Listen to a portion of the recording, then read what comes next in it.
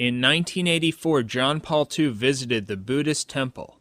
Before entering this temple of idolatry, John Paul II expressed how anxious he was to meet, quote, His Holiness the Supreme Buddhist Patriarch in the temple.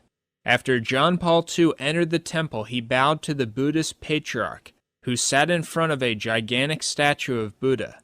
This is apostasy.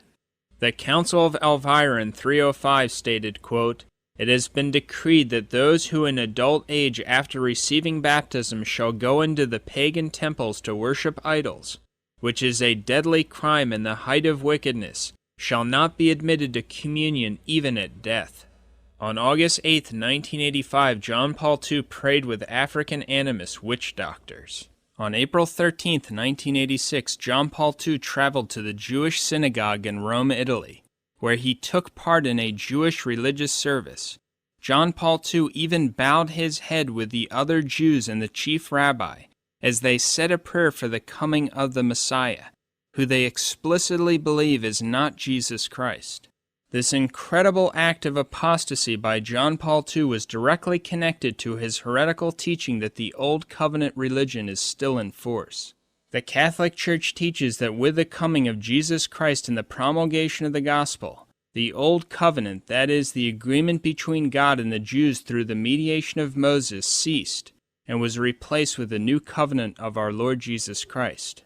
It's true that some aspects of the Old Covenant are still valid, because they are included in the new and eternal covenant of Jesus Christ, such as the Ten Commandments. But the Old Covenant itself, the agreement between God and the Jewish people, ceased with the coming of the Messiah.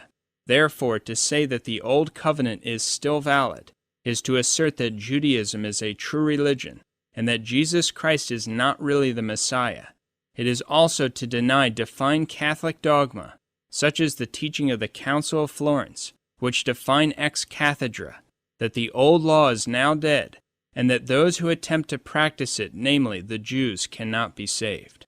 Pope Benedict XIV, ex quo primum number 61, March 1, 1756, quote, The first consideration is that the ceremonies of the Mosaic law were abrogated by the coming of Christ, and that they can no longer be observed without sin after the promulgation of the gospel. Pope Pius XII, Mystici Corpus Christi, numbers 29 and 30, June 29, 1943, quote, The New Testament took the place of the old law which had been abolished. On the cross, then, the old law died. Pope Benedict XIV, ex quo primum, number 59, quote, However, they are not attempting to observe the precepts of the old law, which, as everybody knows, have been revoked by the coming of Christ. In an address to Jews in West Germany, November 17, 1980, John Paul II spoke of, quote, the Old Covenant never revoked by God. John Paul II also taught this in his New Catechism, paragraph 121, quote, For the Old Covenant has never been revoked. John Paul II asked his Jewish friend Gilbert Levine to conduct a Jewish religious service in the Vatican. With John Paul II and the Rabbi of Rome in attendance, a Jewish service took place. During this service they sang Kol Nidra, the prayer sung on the holiest day of the Jewish calendar. Many Jews also lit candles during this ceremony. Levine remarked, quote, It was like I was in a Jewish liturgical service in the Vatican. It was a night of prayer, of Jewish prayer. After the ceremony ended, John Paul II called for Levine to receive the Vatican knighthood. Levine became a knight commander of the Equestrian Order of St. Gregory the Great. Cardinal Lustiger of John Paul II's Vatican II Church bestowed the honor. Lustiger himself stated in a 1981 interview, quote, I am a Jew. For me, the two religions are one. During an interview on CNN's Larry King Live, April 4, 2005, Gilbert Levine revealed that John Paul II gave his family a menorah and sent his sons letters of congratulations on the days that they had their bar mitzvahs. He also said that he received a letter from Cardinal Walter Casper of the Vatican II Church, in which Casper told Levine's family to be proud of their Jewish heritage and live it out to the full. Gilbert Levine has stated that John Paul II never gave him the slightest indication that he wanted to convert him. John Paul II's best friend was his lifelong friend Jerzy Kluger, who was a Jew. As a youth, John Paul II played soccer goalie with Kluger on the Jewish team against the Catholics.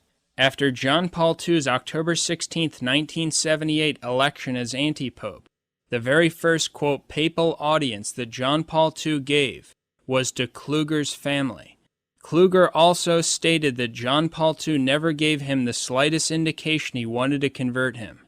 Kluger credits his lifelong relationship with John Paul II with making him feel, quote, more Jewish.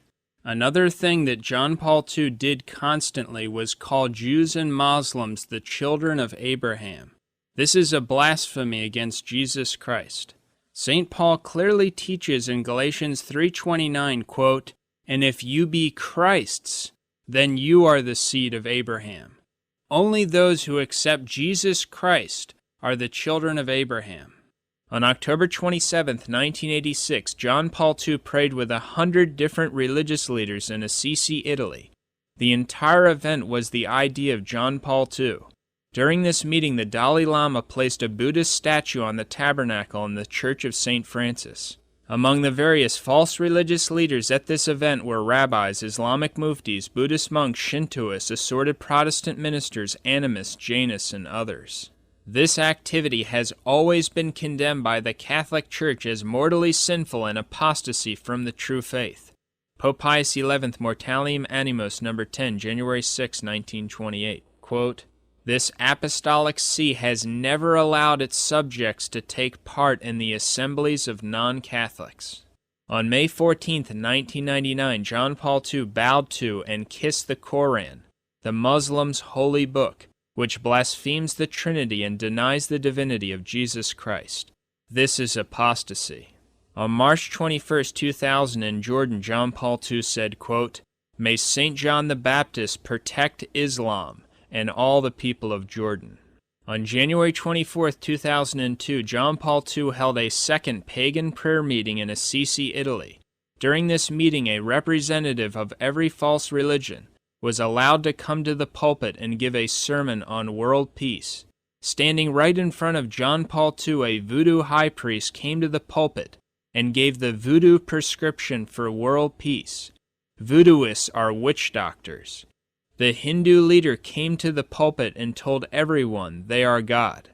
After the other false religious leaders gave their talks, the various false religious leaders broke up to go to different rooms of the monastery to pray to their false gods. John Paul II had it arranged in advance that each false religion was given a separate room in which to worship the devil. All of the crucifixes were removed, and the crucifixes which could not be removed were covered. Greater abomination, blasphemy, and rejection of the true God almost cannot be imagined. On May 23, 2004, John Paul II sent a message to the chief rabbi of Rome in commemoration of the Jewish synagogue. John Paul II, May 23, 2004, quote, to the most distinguished chief rabbi of Rome, Shalom. For more than 2,000 years, your community has been an integral part of life in the city.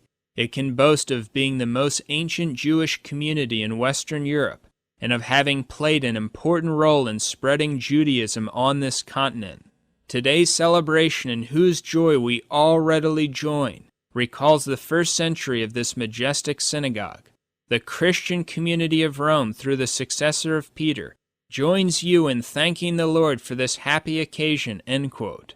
In this message, John Paul II promotes the spread of Judaism and celebrates with deep joy the anniversary of a synagogue. John Paul II absolutely encouraged the denial of Jesus Christ.